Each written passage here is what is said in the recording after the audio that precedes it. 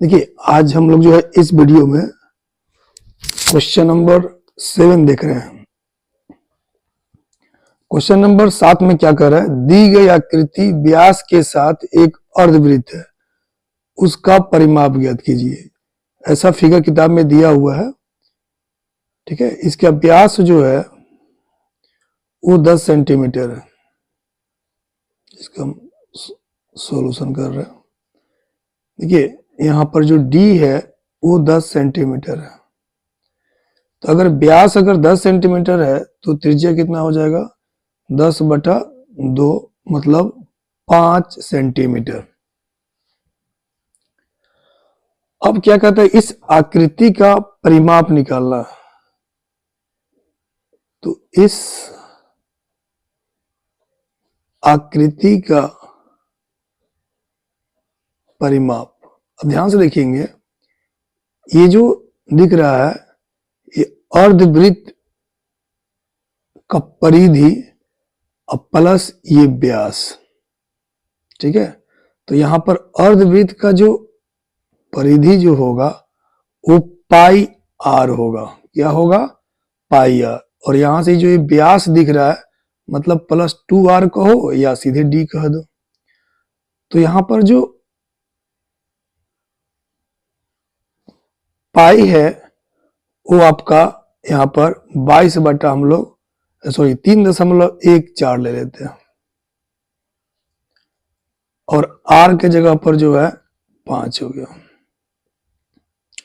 +2 × r मतलब व्यास 10 centimetre है।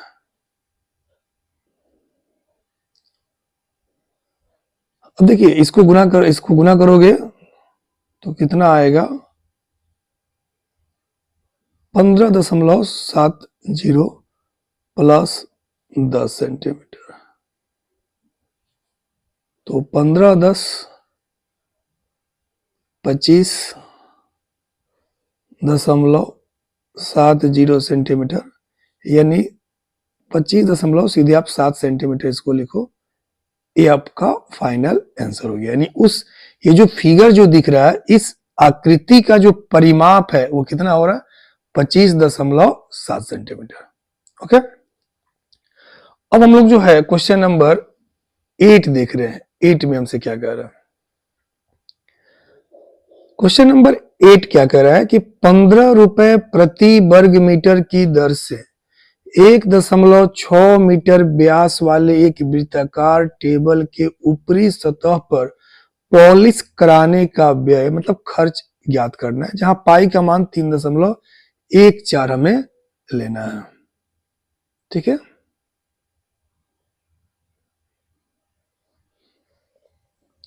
तो अब हम ध्यान से इसमें एक चीज देखेंगे हम लोग कि 15 रुपए प्रति वर्ग मीटर की दर से, तो व्यास दिया हुआ है।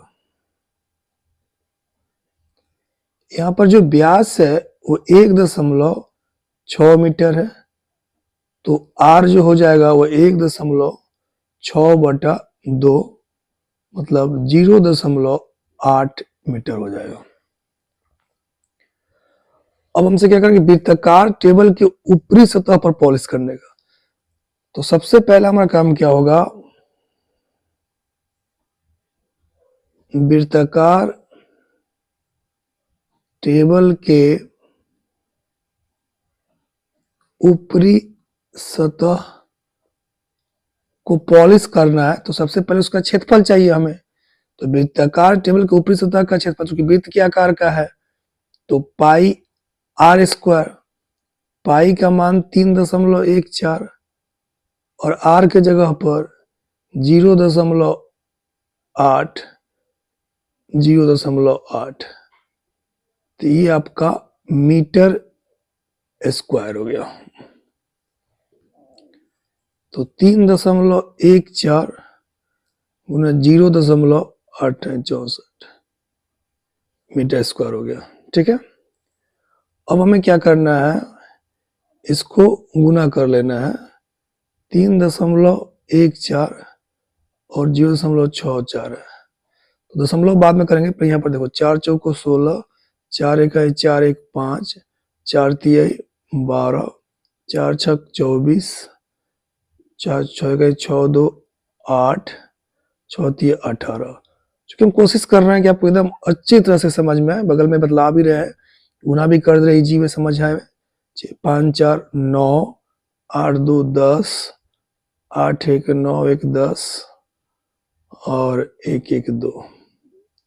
तो यहाँ पर 1 2 3 4, चूंकि यहाँ 2 और यहाँ 2 के बाद है तो यहाँ पर जस्ट 4 मतलब कि 4 के बाद डिसिमल होगा। इसका मतलब हो गया कि ये 2.0096 मतलब कि 96 मीटर स्क्वायर हो गया। ठीक है, अब हमें जो है इस पर पॉलिश करने का खर्च बताना है। ये तो साइड में था।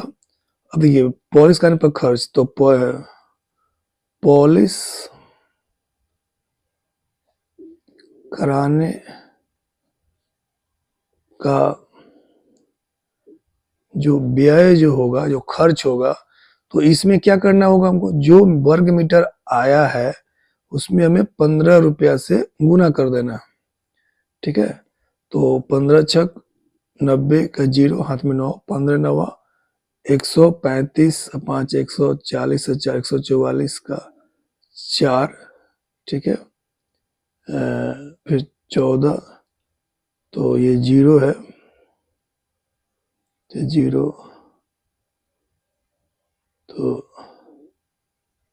यहाँ पर 4 ये हो गया, और उसको जो है फिर आपका जो है 1 आ गया, और ये 15 दूनी 30, इसका मतलब ये यहाँ पर आ गया 1। इसको गुना करने के बाद इतना आ रहा है, तो अब इसको जो है 1 2 3 4 इतने रुपया लिख देते हैं, तो 4 के बाद यानी 30.14, चूंकि यहाँ पर कुछ 2 ही डिजिट को लेते हैं तो रुपया लगभग कर देते हैं।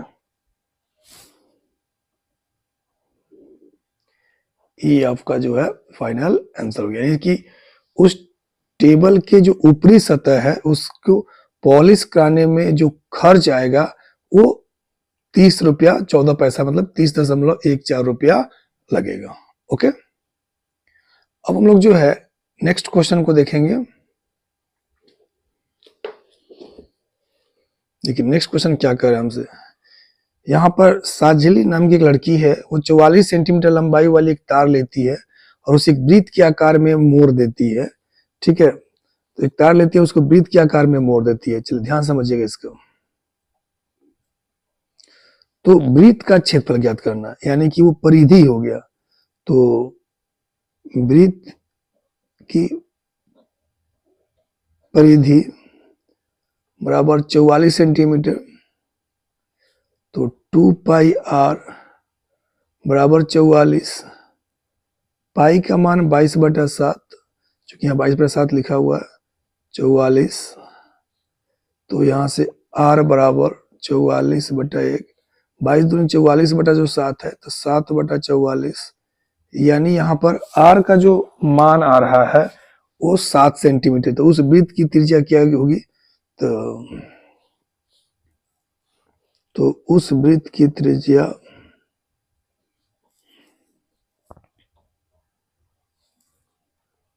वो 7 सेंटीमीटर हो जाएगा। फिर कह रहा है कि सर उसका क्षेत्रफल भी ज्ञात कीजिएगा। ठीक है, तो क्षेत्रफल पाई आर स्क्वायर, तो 22/7 गुना 7 गुना 7, तो 7 दूनी 14 और 7 दूनी 14, 1 15, 154 सेंटीमीटर स्क्वायर आपका आंसर हो जाएगा। ओके, नेक्स्ट फिर आपसे इसी क्वेश्चन में क्या बोल रहा है कि फिर यदि इसी तार को दोबारा एक वर्ग के आकार में मोड़ लिया जाता है, तो ठीक है, तो दूसरा केस ये तो मान लो कि ये स्थिति पहला था, ये स्थिति 1 था। ठीक है, अब स्थिति सेकेंड ले लो। जब जो है तार को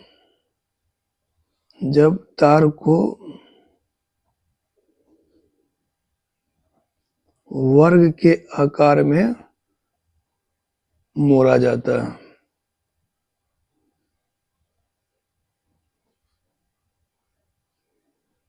ठीक है, तो स्पष्टतः इस स्थिति में वर्ग का जो परिमाप होगा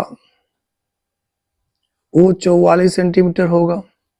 क्योंकि तार तो 44 सेंटीमीटर ही है ना, अब उसको वर्ग के रूप में मोड़ दिया गया। तो 4 इंटू साइड,